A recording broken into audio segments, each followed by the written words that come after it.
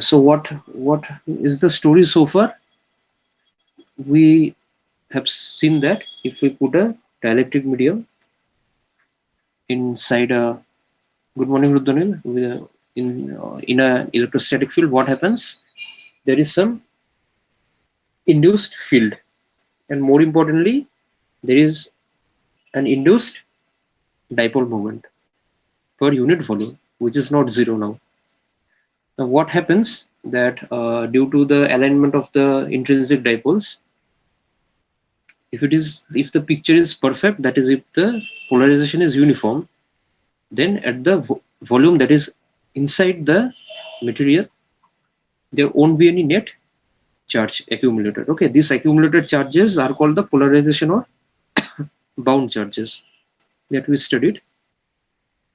But what if the polarization is not uniform? That is, if there is no perfect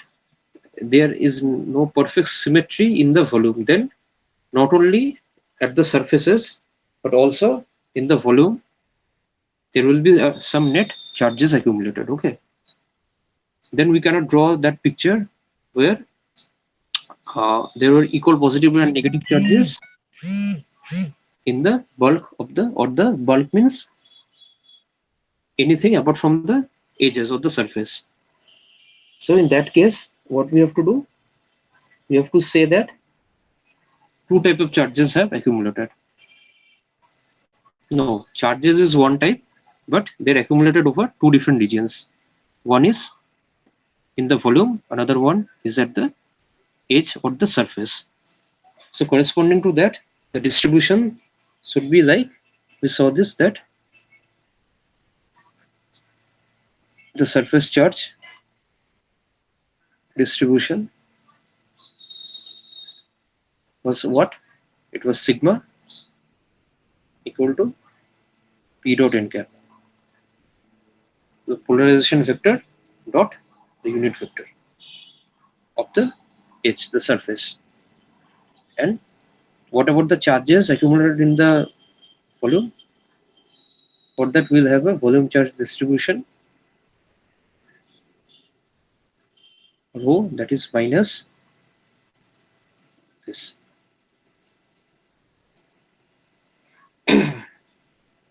If your polarization is uniform, this thing would be zero. And what was the general expression for the potential at any point r due to this dielectric medium, a dielectric sample? It had two parts. This one was for the surface distribution, sorry, r, and this one was for the volume distribution by r dv. If it's uniform polarization, this term won't exist.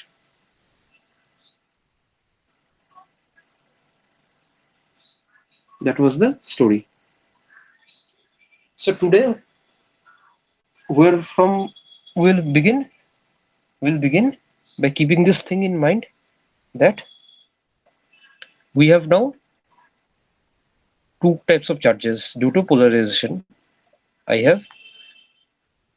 Obviously I have free charges which are free to move anywhere within the specimen, and due to polarization I have now bound charges as well. And these two charges, these I can write like QF. For QF means free charge, QB means bound charge. So these will constitute the total charge.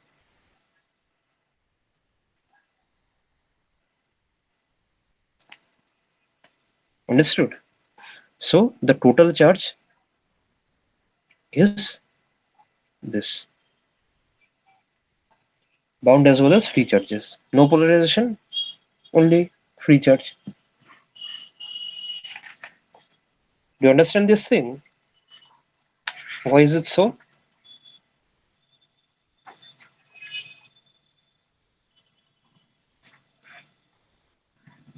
Total charges are bound and free. Yeah. And in normal situation, bound charges won't appear. They are only due to the fact that we are polarizing. Now I think you remember Gauss law. Can anyone tell me what does that law say?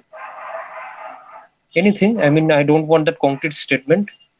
What does it say or what does it do? Divergence of E is equal to 1 by epsilon naught total charge. Total Is it charge divided is it divergence of E or the integration of E dot ds? There are two forms. Divergence of E will give us that differential form. by. Okay, so integration of E dot ds. Yeah. Yeah, that is also true, but divergence of E is rho by epsilon naught. Rho is the volume charge density. So, Okay. what does this law tell us? It gives us a very important relation between the total flux in a closed surface and the charge that is enclosed by that surface. Okay, so the Gauss law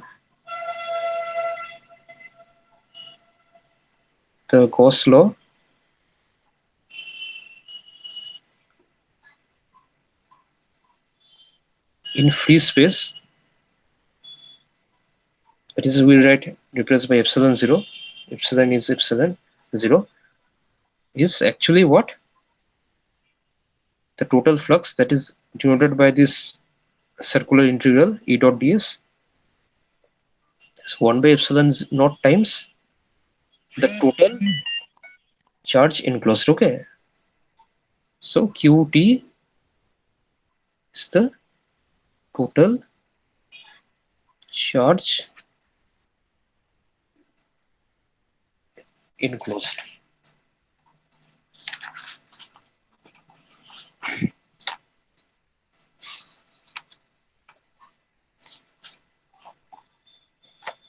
Enclosed by what?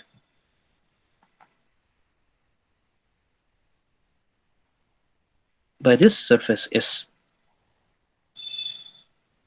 Total charge enclosed. Okay, that means this law is applicable here also. If we keep in mind that the charges we're talking about are not only the free charges, but we have to take into account the bound charges as well.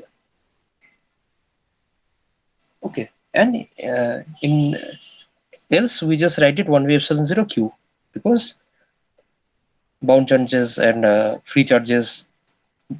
bound charges don't exist otherwise. Now come to the dielectric medium. That is what we are going to study. So dielectric medium will have both bound charge as well as free charge. So I have a dielectric medium.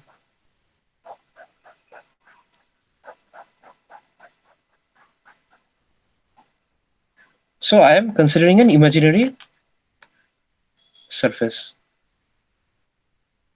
inside it. Okay. If you see the application of Gauss law, this thing is not very unknown to you, isn't it? We just imagine surfaces, imaginary surface. Okay. So what will this imaginary surface say is will enclose? It will enclose both free charge and bound charge. Both charges exist inside, isn't it? And the volume that this encloses is, say, V. So S is an, say, imaginary surface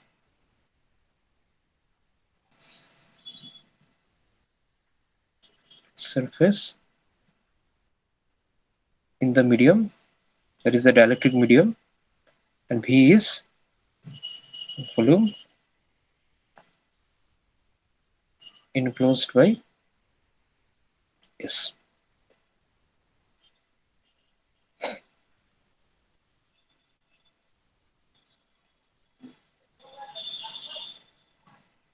Understood? Yes, sir. Think of an imaginary surface. Inside the river, you imagine there is a imaginary sphere, and you are only focusing inside that. So sphere will have a volume 4/3 pi r cube, that is V here, and the imaginary surface is 4 pi r square, kind of that. Okay. So now I can write my total charge is equal to what? Bound charge as well as free charge.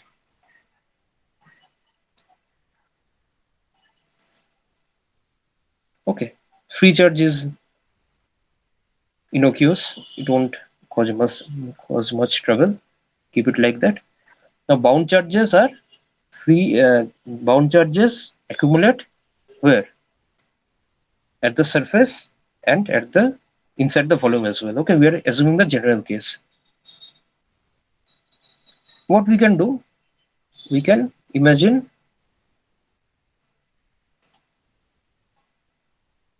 small surfaces inside this surface. Okay, because whenever I will uh, talk about surface charge density, I have to consider a surface. Okay, so what are the surfaces that I have? S1, S2, S3 dot dot. All these surfaces will take care of this term due to surface charge density. And I have a volume V that will take care of this term for the volume charge density.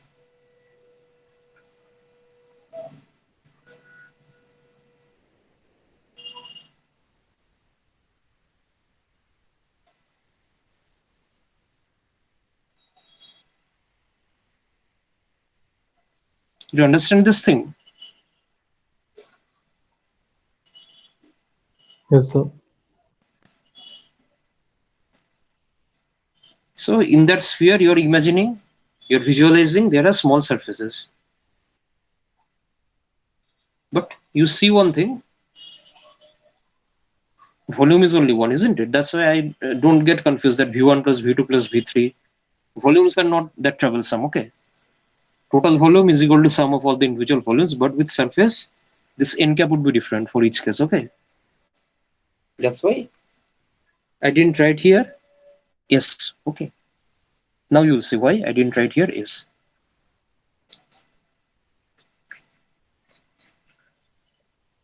And that dash on this divergence operator can be ignored now. Okay, that is not that important. Sorry. So P dot NDS over all these small surfaces. Sorry. What I can do, I know Gauss's divergence theorem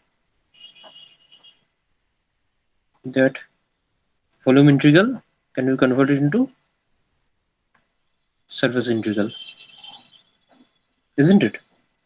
Last day also we applied this result.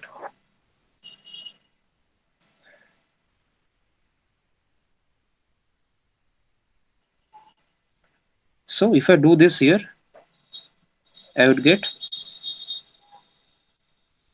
P dot NDS.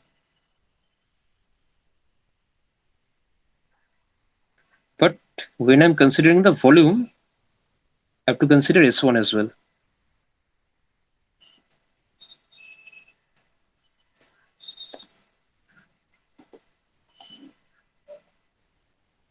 Okay, why S1?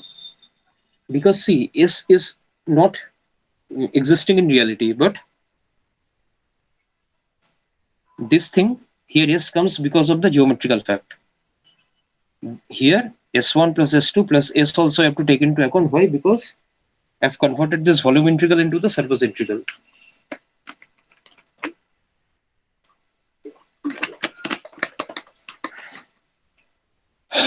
Okay. S is just an imaginary sphere. Sorry, boundary. It's a surface. Okay, it's not a boundary. A boundary is a real thing.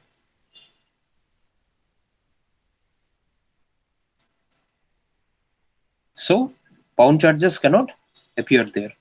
But here S is coming because I'm using the result of this theorem.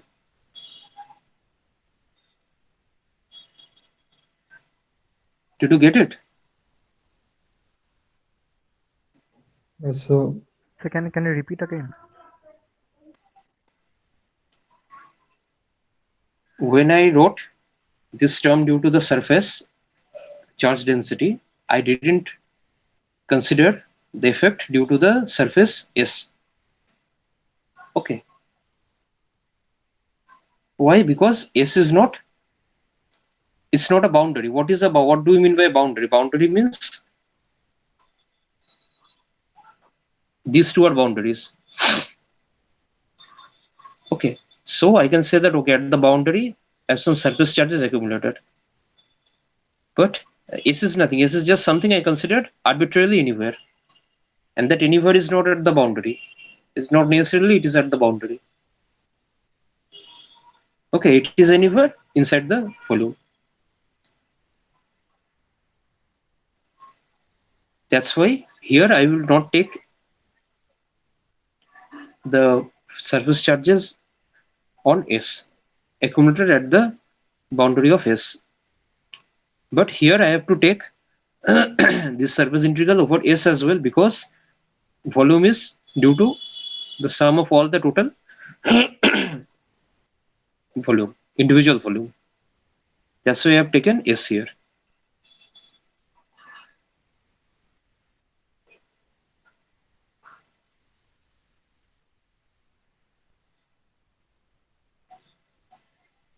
Did you get it?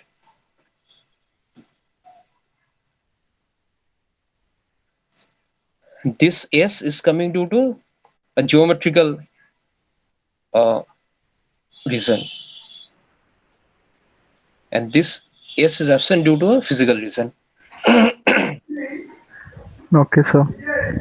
Whenever you are taking volume, volume is what? Sum of individual volumes of all the surfaces. But in reality, amongst all the surfaces, this surface doesn't have any charges accumulated at the boundary. So in reality, it should not exist, but it is coming due to the geometrical fact. So what we can write? If we, Sir, actually no. Your page is getting very blurry sometimes. Then it gets yeah, clear. yeah, yeah. Now is it okay? It is okay, I think. Yes, sir. Yes, sir. Now it's okay. This is the reason why I was willing to take your classes from 8 a.m. because as the day progresses, network gets very, very bad. Last hour only, I took the class with the first sem. It was totally perfect. Anyways, so if we take this subtraction, if we do, then we can see that only this term will survive. Actually, this plus plus plus, this means that you're taking the integral of each and every surface. Okay, that is what this plus kind of thing means. Okay, so see, total charge looks like this.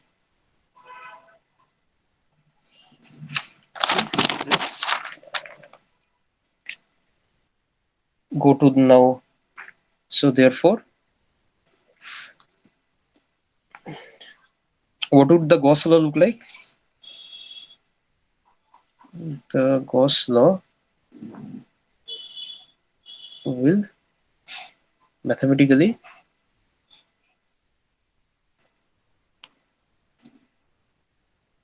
look like, left hand side is okay. What was the right hand side?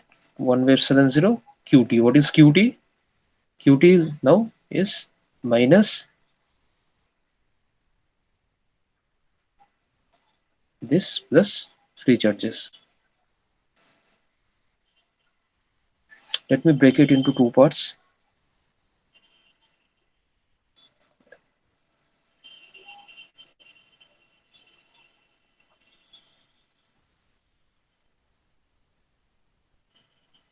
Like this.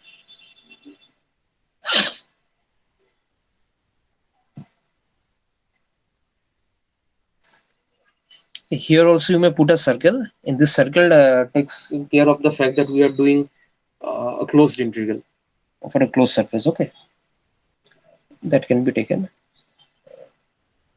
So what I can do, if I multiply both sides with epsilon, and if I take the ds things on the left, I would ultimately get something like this.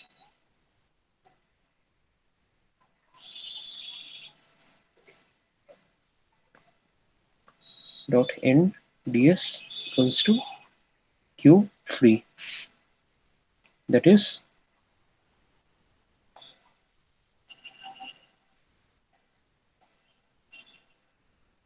n ds means ds vector.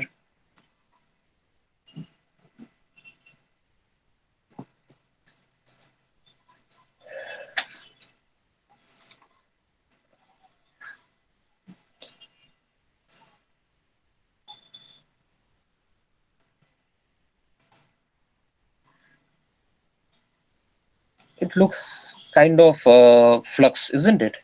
Something dot ds kind of thing. And this thing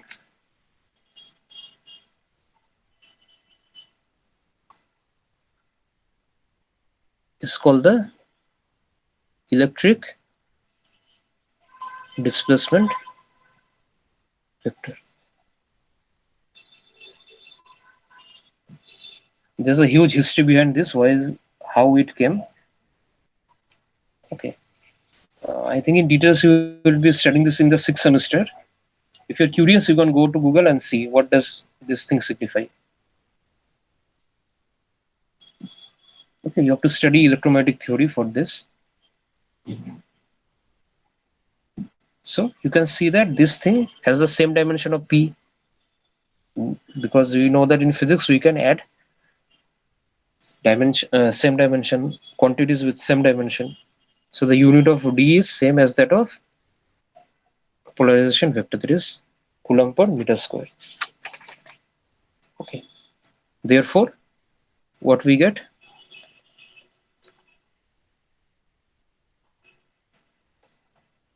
this thing. So this is the integral form of Gauss law.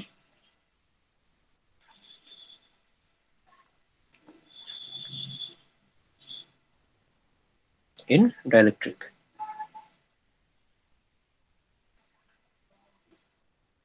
So you can see at the end of the day, I have done away with my bound charges, QB. I have only QF. I have shrewdly removed it from the equation. It is definitely inside, but apparently, if I know only the value of D, yes, I can calculate, then I can have QF.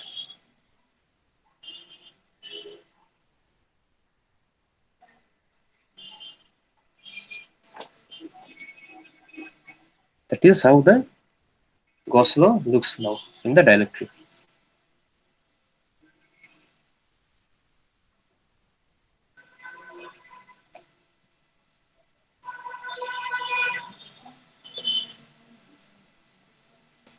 Fine.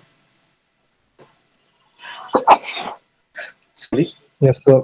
Now we know that there is another form of Gauss law, that the differential form, which looks like this. That is what Rudonil was talking about. So you can find that as well.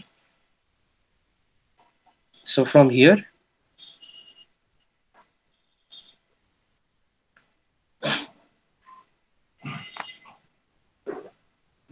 what is charge? How can I represent total charge? If I have volume density of charge into total volume, that is, this thing can be represented as this, where rho v, rho f is the volume charge density of free charges.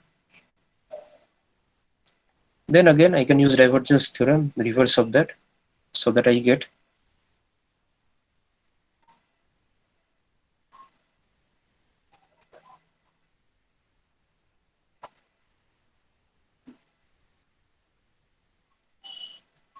in the next step, people just write this equal to this. Okay, it's not like that you're canceling or comparing it. Okay, the story is like this actually, that you have to first take everything to one side.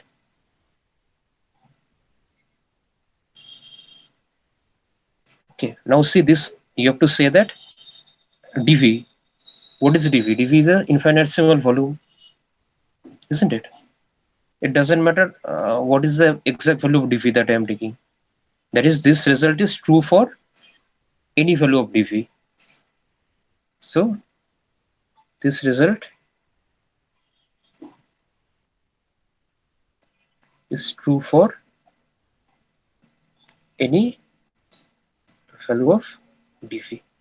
It's an it depends. It doesn't depend. Any arbitrary value of dV you take, this will hold. Therefore,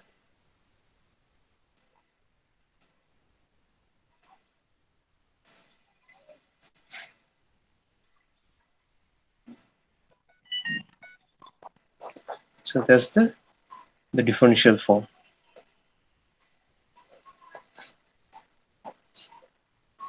of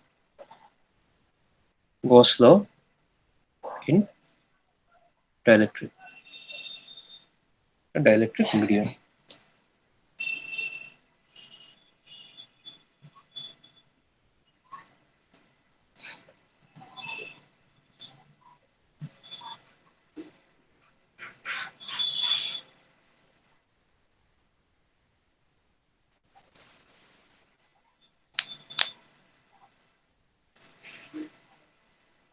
Clear, everyone? Yes, sir.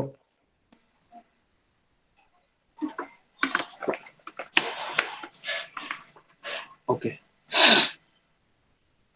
So we're coming towards the end of this discussion, this chapter. So let's move slowly.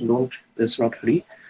So now, few important terms which we often hear. We can write their names, we can spell them, but we get confused. Susceptibility, permittivity, and dielectric constant. I bet everyone has heard each and every name, but there is some confusion when we try to explain them.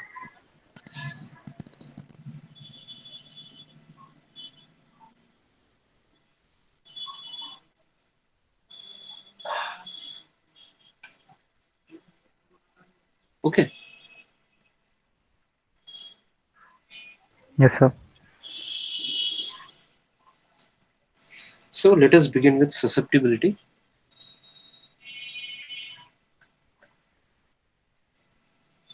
There is another susceptibility in magnetism as well. Okay,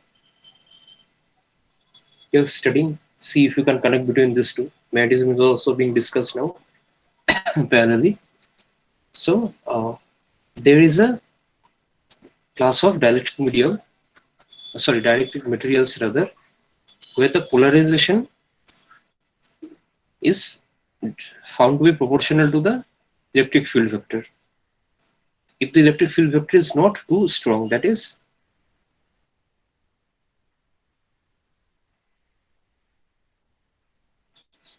this thing, if E is not too strong, then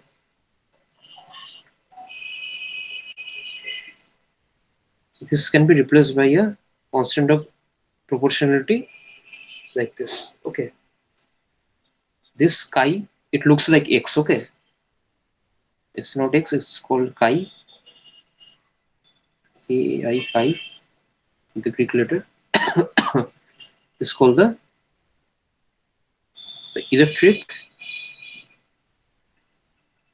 susceptibility of the dielectric. Okay, it's a bit complicated kind of thing. Why? Because it depends on the density of the medium and also on the polarizability of the molecules. Okay, Yes, sir.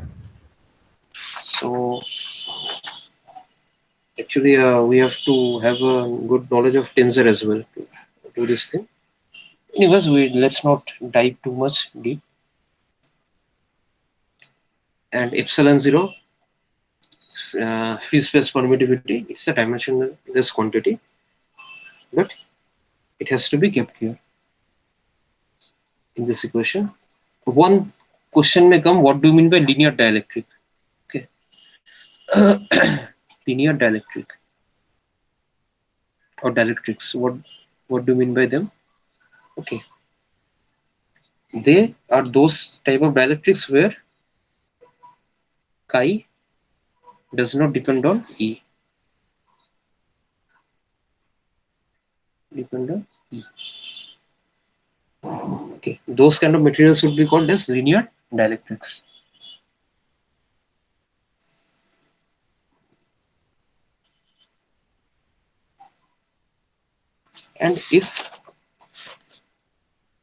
And if the susceptibility does not depend on the direction of E,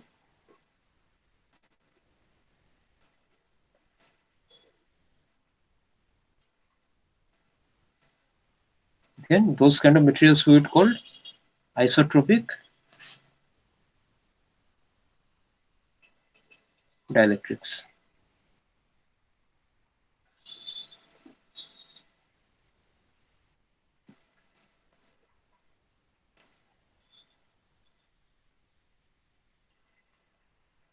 And if the value of chi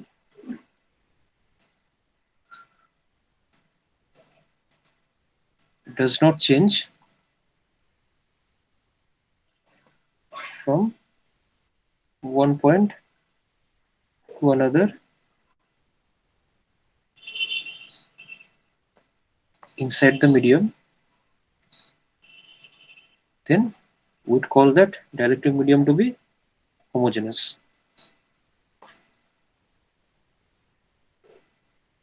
Got it?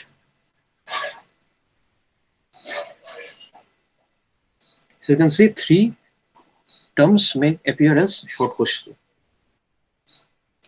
isotropic dielectric, homogeneous dielectric, and linear dielectric. And most of the liquids and gases that we know are homogeneous, isotropic, as well as linear, at least in the limit of low electric field. Okay. So overall, if your specimen is linear, isotropic,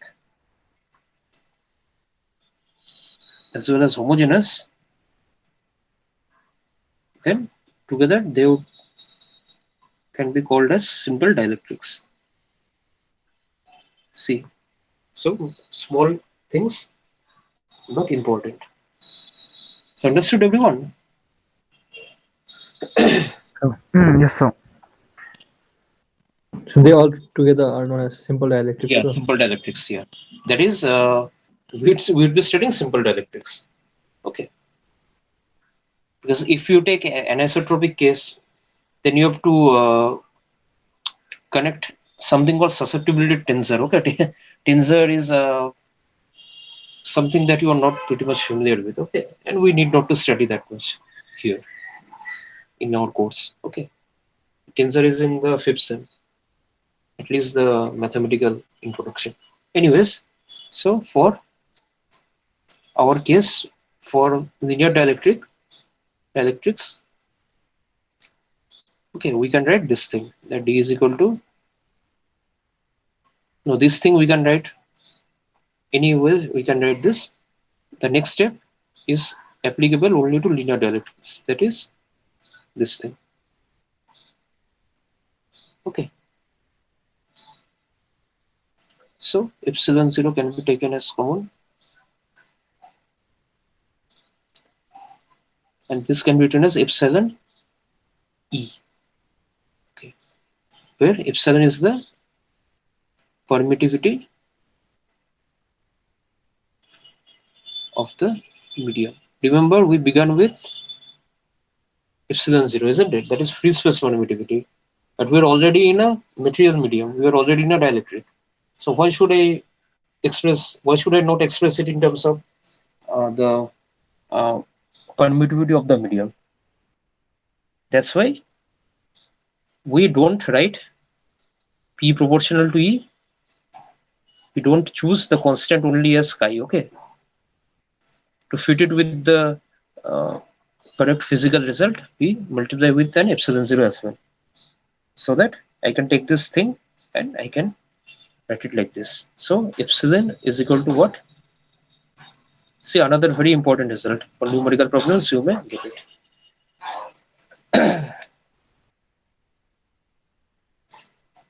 Okay.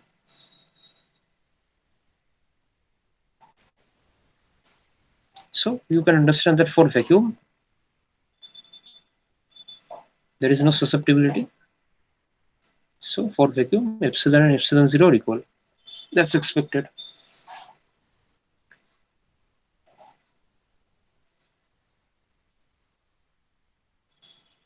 There is another term, because in physics we often use ratio of two terms. Okay, that makes things simple, and we can explain the results in terms of that. Like one such example is the refractive index of light.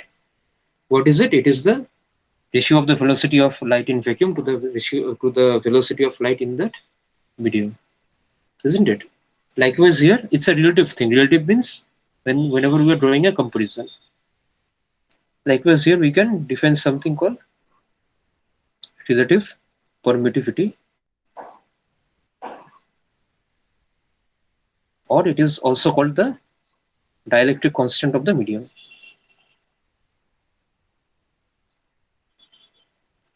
Of the medium. What is it? K. K is equal to what? This ratio. The permittivity of the medium by permittivity of free space. Put the values. Whenever you're taking a ratio, the best thing is that it doesn't have any dimension, isn't it? It's a dimensionless, unitless quantity. So you can deal your problem easily. So it's another important result. So the three things, susceptibility, permittivity, and dielectric constant, they all are interrelated. How?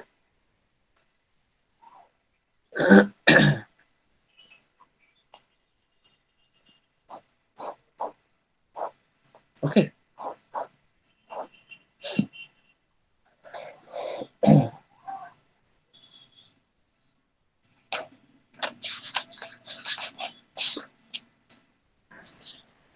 Okay, so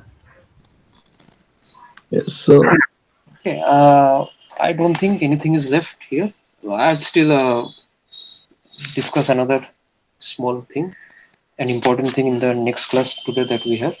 We can try some numerical problem.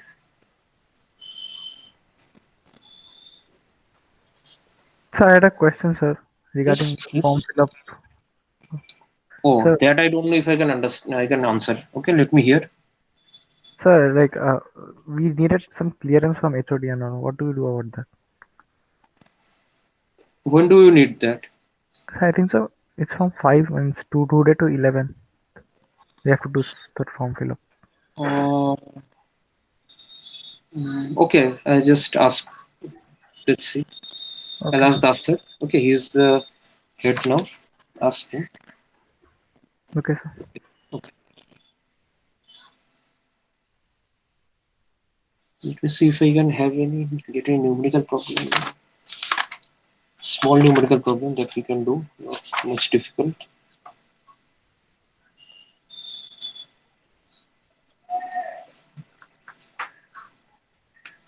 Yeah, I got one.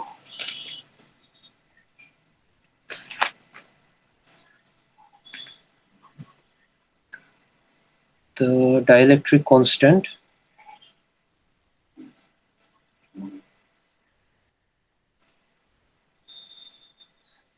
of monoatomic gas at NTP, normal temperature and pressure, is 1.000538. Whenever you are dealing with gases, you know temperature and pressure are very important parameters. Whenever we do deal with solid, we really bother the pressure, isn't it? So whenever we are having anything gaseous, we have to have this thing. I think you know NTP, normal temperature and pressure. Did a lot of numericals with this using in chemistry. Okay, so now you are asked to calculate the dipole moment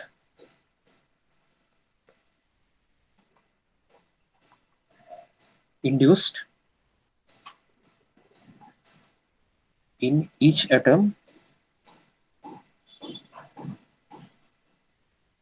when the gas is placed in an external electric field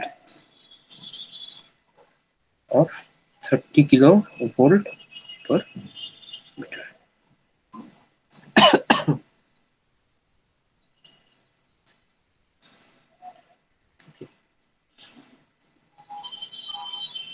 So what is given? Only K is given and E is given. And we need to find a dipole moment induced per atom. We know dipole moment induced per unit volume, that is the polarization vector. But we need to see dipole moment per atom. So what is given? Let us write that K is given and electric field vector is given.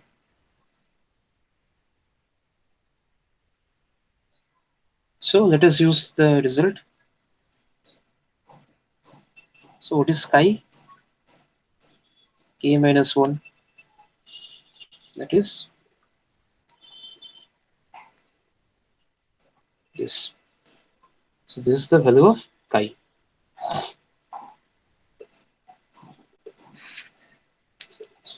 So what we can write? The dipole moment induced per unit volume. What is that called? It is called the polarization. Is the polarization P, that is equal to epsilon 0 chi E. Okay, need not to consider the vectors. Okay, magnitude should be enough. Okay, sir. That is per unit volume. But what is this thing for each and every atom? Now try to recall your chemistry days. Not chemistry, actually, common to physics and chemistry part. We had this. Yeah.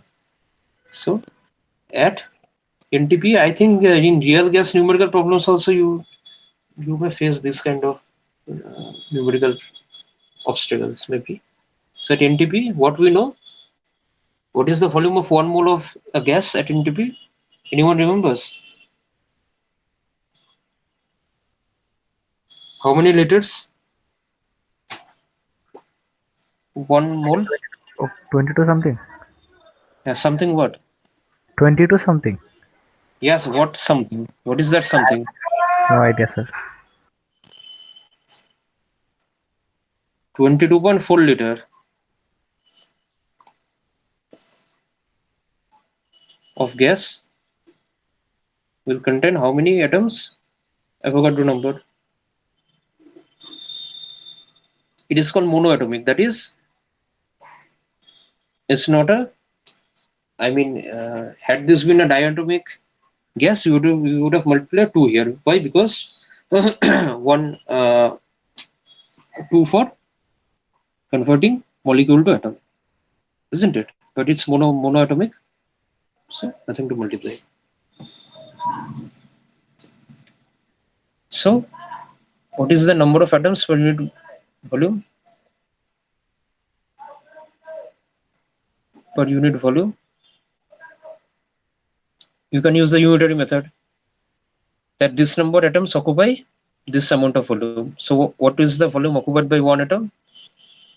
This by this. And reverse of that is the number of atoms contained in unit volume. That is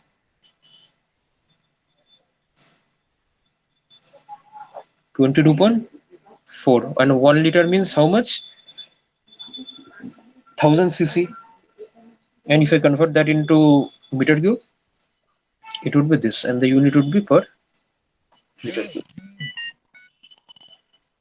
1 liter means 10 to the power 3 centimeter cube. And this is the relation between centimeter cube and meter cube.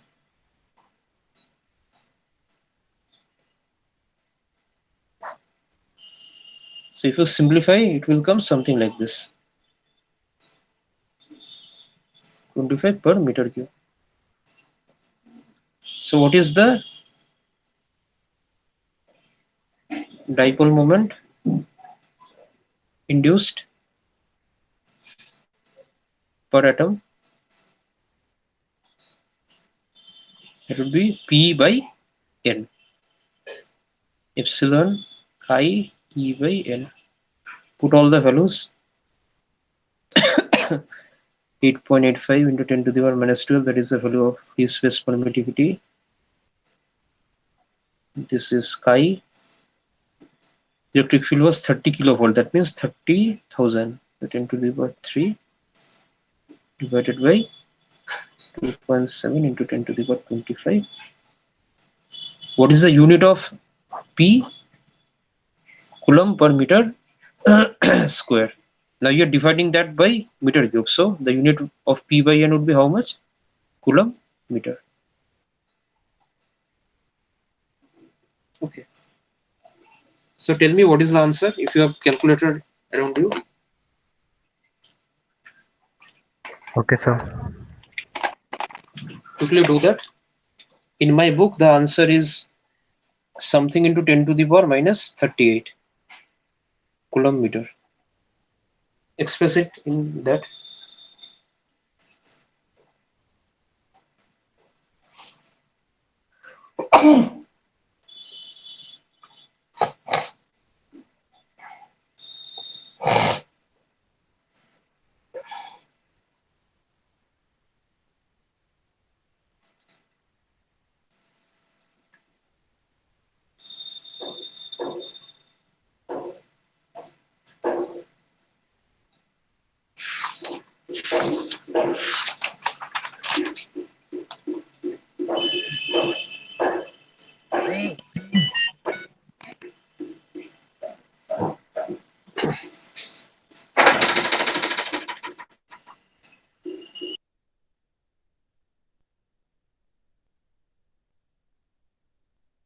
So what did you say the answer was, sir?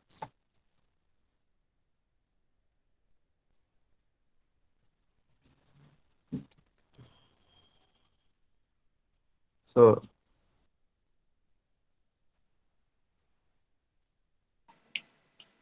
5.3 into 10 to the power minus 38.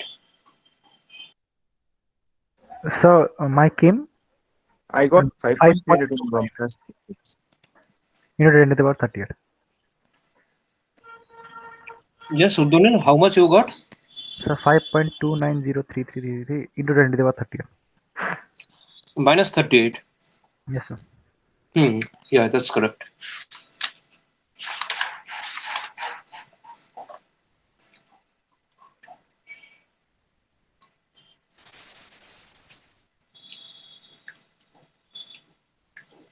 Okay, I think so. That's all that I had in this chapter. Still, I'll just discuss few more things. Okay, so let's meet in the which period now? Fourth period, no?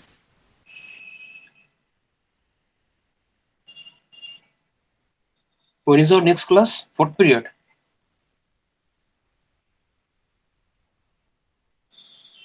Yes, sir. Like we have break, then G, then Then G, then that. Okay, fine. Okay, then let's see what we can do in that class. If nothing is there to be done, then you can put some doubts if you have in all this day's discussion. Okay. Anyone is having any doubt apart from that? No. Okay. Okay. Thank you then, everyone. No, sir. Thank you, sir. Thank you, sir.